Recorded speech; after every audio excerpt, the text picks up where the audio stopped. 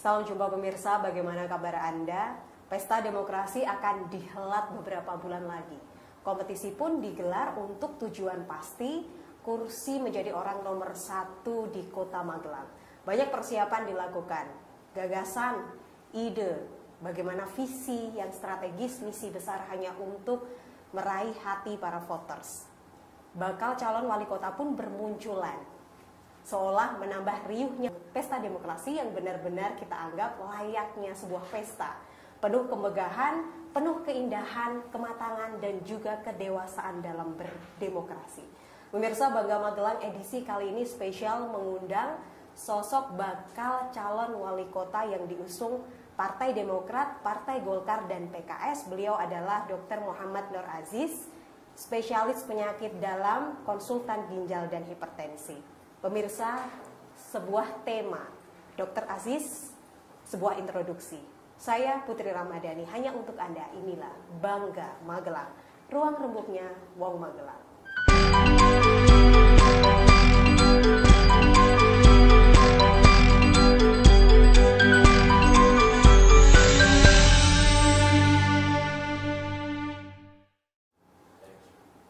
Pemirsa, bagi Anda yang belum mendownload GPM Stream, segera download GPM Stream di aplikasi di Google Play Store di HP Android kesayangan Anda.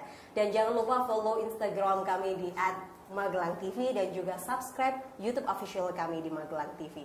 Baik, senang sekali hari ini saya berjumpa sosok dokter, tetapi kemudian terjun ke dunia politik. Apa kabar, Dr. Aziz? Baik, Assalamualaikum warahmatullahi wabarakatuh. Waalaikumsalam. Selamat pagi dan salam sejahtera Mbak Putri dan para pemirsa sekalian. Saya baiknya ini nyapanya biar lebih akrab apa ya, Bapak Dokter atau Pak Dokter? Ini soal mau konsultasi nih hari ini. Bapak itu kayaknya kayak tua. Dokter aja. Dokter karena dokter aja, akan disandang selamanya. Oke. Mungkin untuk mengawali obrolan kita pagi hari ini, dokter. Ya. Dok, kalau boleh tahu apa yang sebenarnya melatar belakangi sosok dokter berprofesi sebagai dokter, pengusaha kesehatan, dan kemudian terjun ke dunia politik? Ya, saya merasa terpanggil untuk mengabdi ke negara ini melewati jalur politik ini. Yang selama ini saya bekerja di bidang kesehatan dan itu selalu menyentuh bidang-bidang kemanusiaan. Betul. Nah, dengan ini, dengan mengabdi ke negara melewati politik ini, saya punya tujuan untuk pengabdian lebih luas dan bisa bermanfaat buat masyarakat seutuhnya. Itu Mbak Putri. Jika dirasakan menjadi profesi sebagai dokter, kemudian ke politikus, saya paham keduanya masih berjalan beriringan gitu. Apa yang dirasakan berbeda atau ada persamaan di antara kedua profesi ini kemudian? Ya tentunya berbeda ya. Kalau seorang dokter, apalagi saya seorang konsultan spesialis penyakit dalam, konsultan ginjal hipertensi, yang dimana di Jawa Tengah ini hanya ada 17. Orang akan datang. Betul. Untuk istilahnya menemui kami sebagai seorang ahli. Namun di dunia politik tidak seperti itu. Kamilah yang akan menyapa, menyambangi rakyat. Dari mulai rakyat kecil sampai rakyat yang istilahnya dalam tataran ekonomi yang sudah mapan. Betul. Dari mulai pengusaha sampai pedagang pasar kecil yang harus saya sapa. Dan di mana harus kita ajak. Itu Mbak Putri. Benar, tapi mungkin ada ketertarikan tadi di awal sama-sama humanis ya. Ya. Mungkin lebih dan juga ingin mengabdi kepada lebih banyak orang. Ya. Mungkin pemirsa juga ingin lebih mengenal dekat. Ya. Saya pun begitu, ingin tahu seperti apa sebenarnya sosok Dr. Aziz ini. Boleh diceritakan mungkin latar belakang dokter seperti apa? Saya asli Magelang, 49 tahun yang lalu. Yaitu di rumah Tuguran yang sampai sekarang juga saya tempati, tepatnya di belakang rumah Ciing. Ada pedagang yang cukup terkenal di Tuguran. Kemudian saya sekolah SD-nya di SD Ayani, yang sekarang sudah berubah namanya Kartika Yani. Kemudian SMP-nya saya kebetulan di SMP 1, lulus tahun 88, kemudian masuk SMA 1 tahun lulus tahun 91 dan masuk kedokteran Undip tahun 91. Saya dokter umum tahun 98 lulus, kemudian saya melanjutkan WKS atau wajib kerja sarjana di Kalimantan Barat di daerah pedalaman, yaitu di Sanggo, tepatnya di Kecamatan Jangkang, Bali Sebut. Nah, itu sebuah tempat yang sangat terpencil. Untuk ke situ saja saya harus berjalan memakai bis sekitar 11 jam. Dan saya penuh perjuangan ya dok ya. Untuk masuk ke wilayah saya harus pakai motor trail, dan itu menarik sekali. Kalau orang-orang motor trail sebagai hobi, kalau saya memang itu pekerjaan. Terus berikutnya saya pulang untuk untuk menikahi seorang istri, namanya Niken Ikhtiati, yang kebetulan saya bawa ke Kalimantan Barat selama 2 tahun di sana. Saya pulang tahun 2001, kemudian 2002 saya mengambil spesialis penyakit dalam, lulus tahun 2006 di Undip juga. Ya, kemudian saya pindah-pindah bekerja setelah lulus, sempat di Temanggung 3 bulan untuk mengembangkan salah satu rumah sakit milik guru saya, yaitu Prof. Untung, spesialis Obgyn ya. Kemudian saya di situ 3 bulan, kemudian saya ditarik ke Tegal untuk bekerja di Tegal. Saya bekerja di Rumah Sakit Harapan Anda. Di situ saya setahun 2 bulan. Kemudian saya ditawari untuk kembali ke Pemalang. Kebetulan Pemalang, mertua saya untuk awal reformasi menjabat sebagai wakil bupati, ya sampai 2005. Dan ternyata waktu reformasi saya mau masuk Pemalang nggak bisa, Mbak.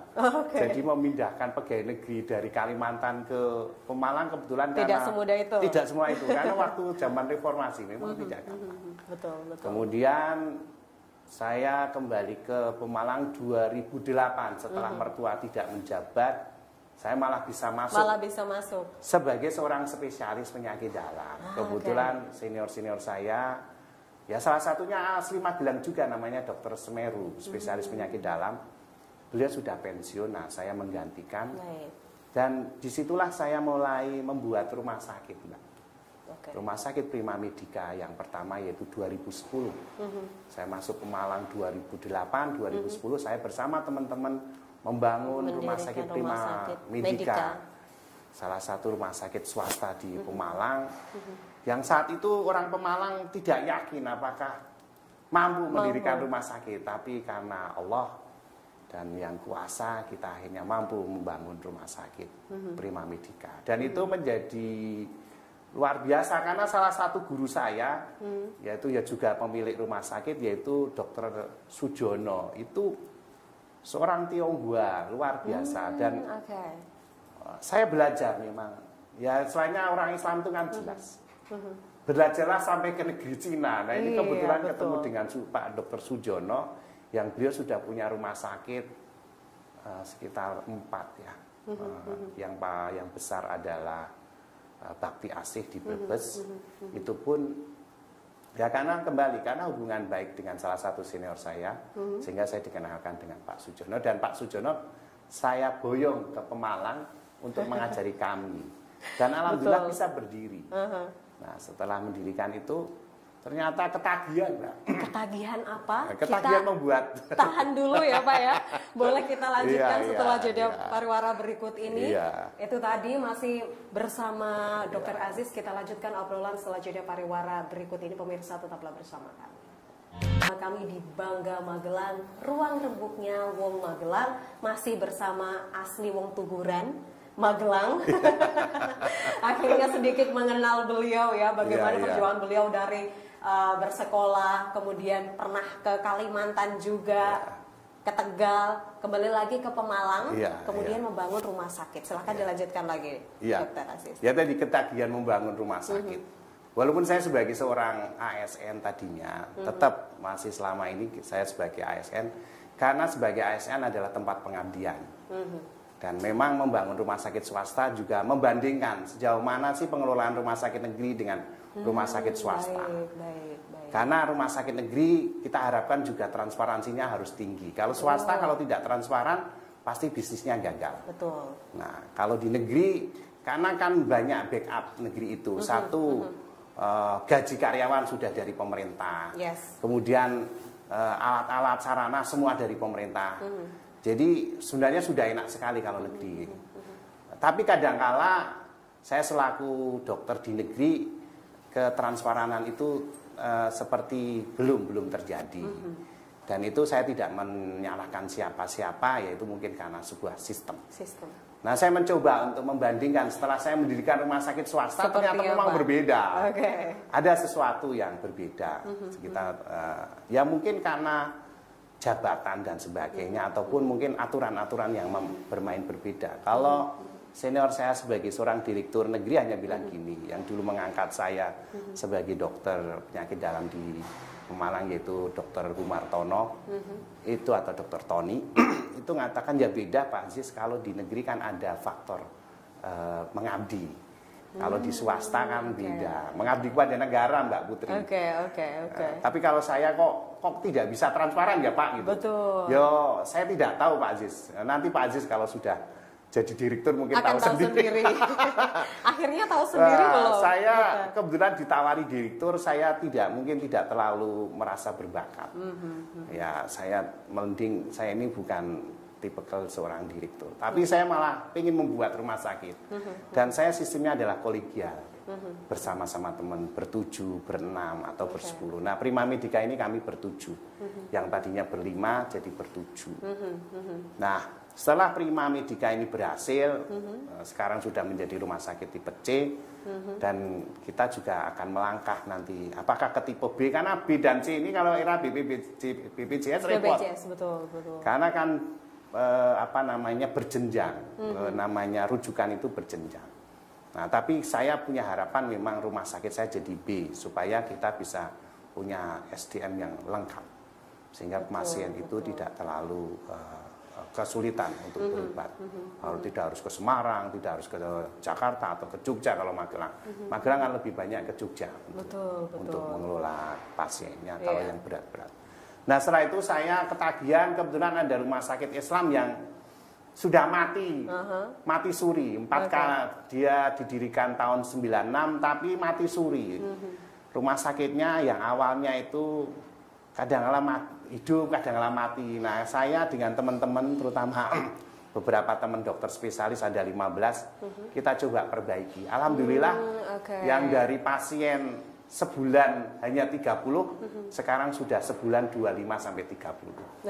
Dan itu bisa menghidupi ya teman-teman yang baru lulus sekolah, termasuk sekolah dokter maupun sekolah perawat. Dari pegawai hanya 10, sekarang sudah hampir mungkin 200 ya, sekitar itu. Beralih dari bagaimana latar belakang Dr. Aziz ya, kita tidak perlu ragu lagi keprofesionalan dan menjadi seorang dokter gitu. Bagaimana membangun rumah sakit dan ketagihan untuk membangun lagi bersama rekan-rekan. Lalu jika kita tarik ke bagaimana Dr. Aziz sekarang mencalonkan diri sebagai bakal calon wali kota di Magelang yang diusung Partai Demokrat, kemudian Golkar dan juga PKS. Apa ide besar yang diusung untuk memajukan kota Magelang, dokter? Saya punya harapan APBD ini untuk rakyat. Dan Magelang sebenarnya sudah hebat. Karena saya tahu Magelang ini salah satu 3 besar di Jawa Tengah dalam masalah indeks pembangunan manusianya.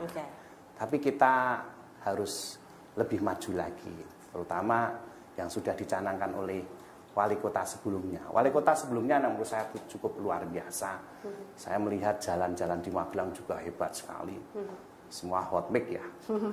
Kemudian tentang pencanangan smart city, saya ingin itu dilanjutkan. Nah, bayangkan kalau smart city itu sudah betul-betul jalan, semua orang terhubung dengan internet, semua orang bisa mengakses good governance, kemudian pelayanan masyarakat yang juga bagus lewat istilahnya smart city-nya itu, kemudian juga ekonominya juga memakai istilahnya internet, dan banyak hal yang bisa kita lakukan, termasuk pengelolaan sampah. Termasuk pengelolaan sampah yang itu pasti menjadi kendala. Kemarin saya melihat di salah satu TPS di daerah Potro Bangsan, ada kendala yaitu pengelolaan sampah plastik. Nah, ya, saya punya harapan teman-teman kami yang alumni SMA 1 yang bisa membantu, yang dia mungkin di Bappenas, mudah-mudahan nanti akan membantu kita bagaimana mengelola sampah plastik ini. Karena sampah plastik ini kalau bisa kita punya mesin kan bisa kita kelola dan bisa menghasilkan betul. Apa namanya cukup income yang luar biasa. Kemudian yang kedua itu juga bisa dicampurkan dengan aspal supaya kita juga aspal juga lebih ngirit kan. Nah, itu juga bisa. Banyak teknologi yang sebenarnya bisa kita pakai. Dan harapan saya ke depan Magelang lebih transparan. Smart City harus kita lanjutkan karena ini menjadi bagian, dan Magelang menjadi salah satu kota yang menjadi unggulan lah di Smart City. Terus berikutnya adalah pelayanan kesehatan, Mbak. Saya punya harapan rumah sakit Tidar ini ya kita istilahnya isi dengan ahli-ahli yang memang handal yang ada di Jogja maupun yang ada di Semarang. Sebenarnya sudah punya kita. Beberapa teman saya, kolega saya, ada Dokter Harli, itu dokter konsultan endokrin ya. Sayangnya beliau sekarang dinasnya di RSJ. Kemudian ada Dokter Dwi, itu juga seorang konsultan spesialis penyakit dalam, konsultan reumatologis. Itu kalau bisa kita ajak ke juga memberikan tempat, memberikan waktunya ke RSUD kan luar biasa. Juga dokter-dokter dari bedah kan juga onkologi, ada digestif. Kalau bisa kita penuhi. Sehingga kalau orang berangkat ke rumah sakit itu sudah lengkap. Dan sudah istilahnya bisa bisa terlayani. Contoh ya, alhamdulillah saya dengar ini senior saya, Dokter Kuncoro yang jadi direktur ini kan juga seorang konsultan kalau nggak salah. Itu luar biasa. Opjin juga sekarang sudah banyak konsultan, Mbak. Kemudian ada Dokter Dodi yang Dokter Dodi itu yang punya rumah sakit Gladiol, saya lihat kayaknya juga tidak di RSU ya. Nah, dia hanya di Gladiol, kemudian rumah sakit apa itu RSG. Sayang itu kalau nggak kita tarik. Sebenarnya banyak profesional di Jadi sekitar kalau bisa ya, masuk di RSU luar biasa. Jadi masyarakat Magelang bisa terlayani. Dokter Aziz, kalau kita lihat sebenarnya warga Magelang ini apa yang dibutuhkan?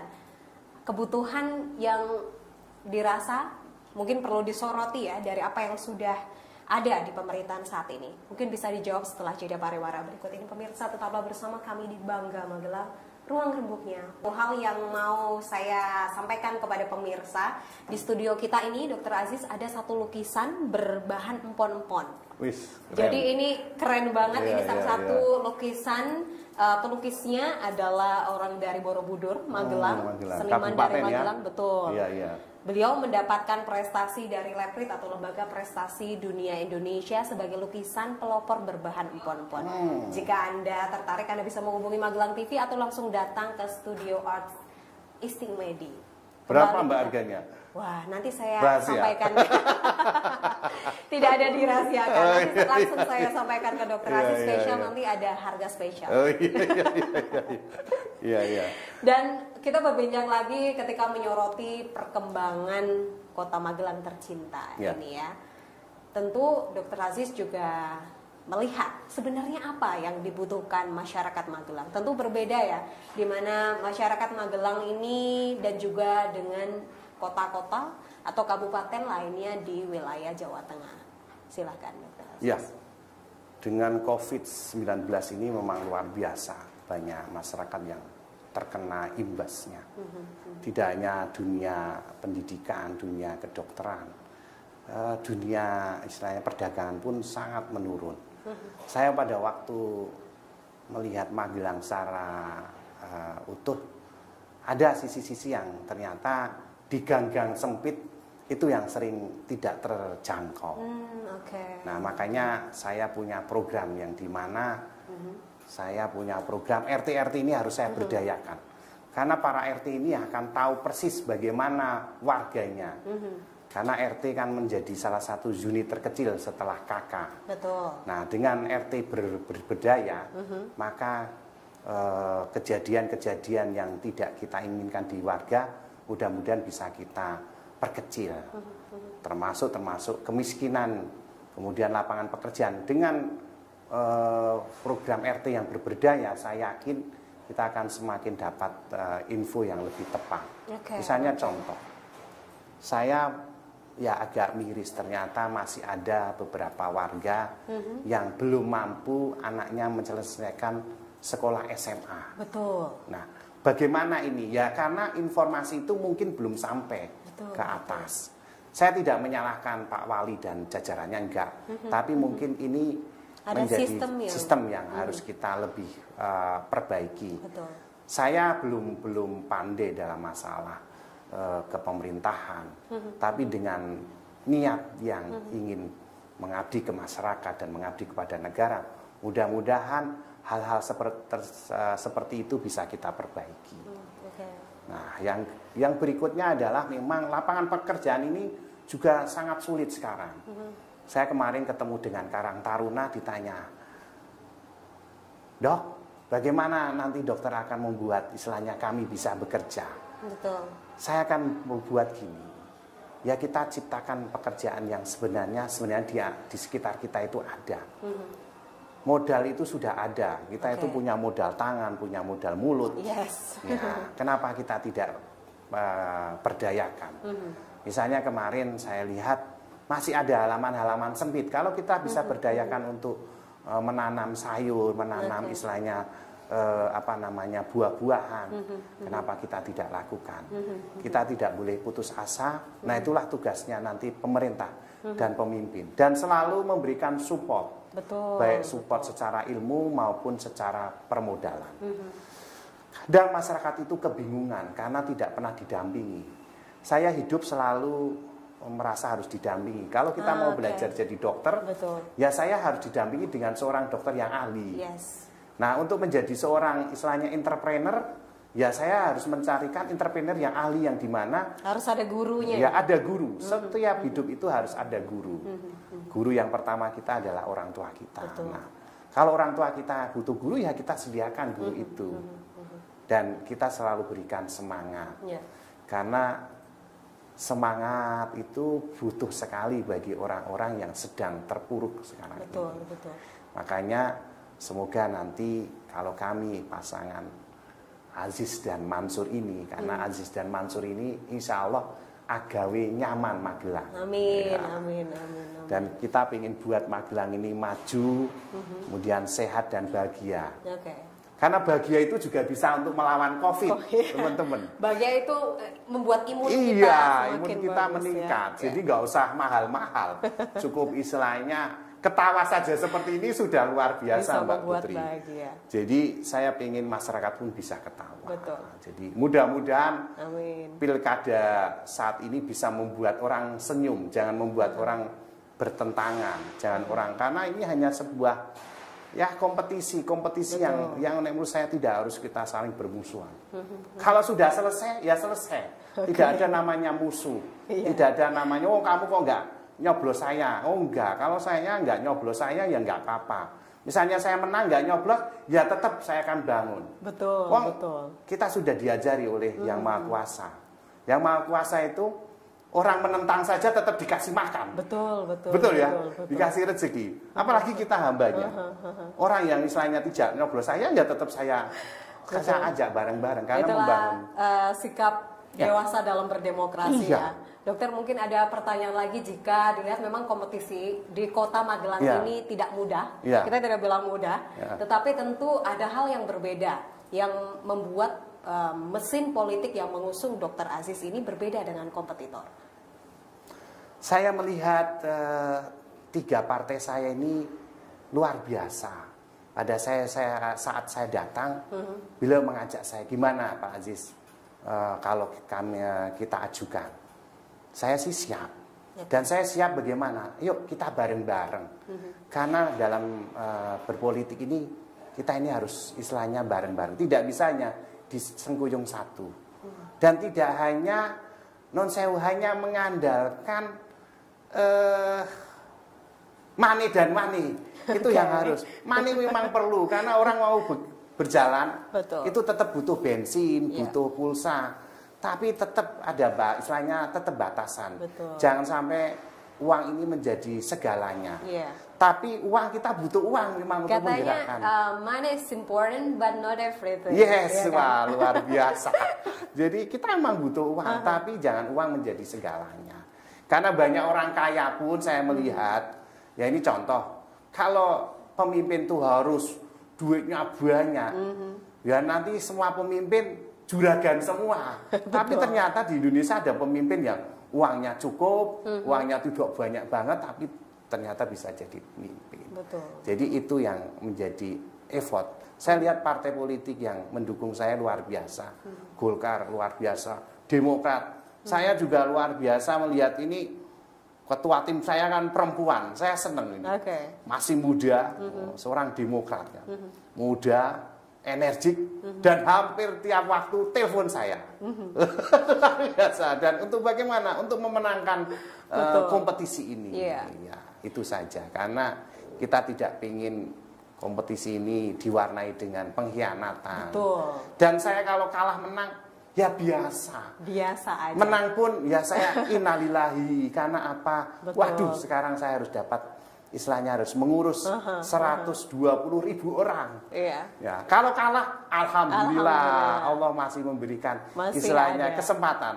Ya nanti akan saya bertarung lagi kalau kalah. Oke, dokter, masih sudah dimulai konsolidasi intern tentu saja, kemudian persiapan terakhir apa yang ingin disampaikan kepada pemirsa di rumah, silakan dokter. Ya, politik itu hiburan saja. Dan yang penting sekarang hadapi COVID ini dengan tenang. Jangan meremehkan, Mbak Putri. COVID ini bukan hoax, bukan rekayasa, tapi memang COVID ini ada. Mana ada di zaman dokter banyak yang meninggal. Mana ada sekolah istilahnya diliburkan. Mana ada istilahnya pesawat, harus naik pesawat, harus periksa macam-macam. Saya ini hobi traveling, Mbak. Saya hampir 3/4 dunia sudah saya kelilingi. Dari mulai Cina, Amerika, kemudian Rusia yang negara komunis sudah saya. Dan negara Vietnam saya lihat juga luar biasa. Dan Indonesia sebenarnya masih bisa. Dan yang terakhir, jangan curiga dengan kami tenaga kesehatan. Bahwa kami itu mendapatkan istilahnya keuntungan. Jangan. Karena ada kemarin berita-berita yang memberitahukan bahwa kesehatan atau para dokter dan perawat mendapatkan. Saya jadi dokter sampai hari ini belum dapat tunjangan untuk COVID. Kalau dapat tolong kasih tahu dokter Aziz ya. Saya lumayan ini luar biasa dari mulai Januari sampai sekarang saya kok belum dapat di rekening tambahan istilahnya tunjangan untuk istilahnya keamanan. Kami ini menghadapi ini dengan nyawa. Teman-teman kami banyak yang sudah meninggal. Nah, mudah-mudahan Magelang jangan sampai ada tenaga kesehatan yang meninggal. Itu saja. Terima kasih banyak Dokter Aziz. Insya Allah nanti berjumpa lagi. Sukses untuk segala aktivitas dan apa yang dijuangkan. Ya, sukses semuanya buat Magelang. Dan tenanglah menghadapi COVID dan selalu berdoa pada Yang Kuasa. Mudah-mudahan segera COVID ini bisa berlalu di hadapan kita. Terima kasih. Terima kasih. Bapak pemirsa, jangan lupa gunakan hak pilih Anda ketika nanti beberapa bulan lagi ya, Dr. Aziz, mungkin di Desember nanti, karena pilihan Anda menentukan warna Kota Magelang ke depan. Saya Putri Rahmadani. Sampai jumpa.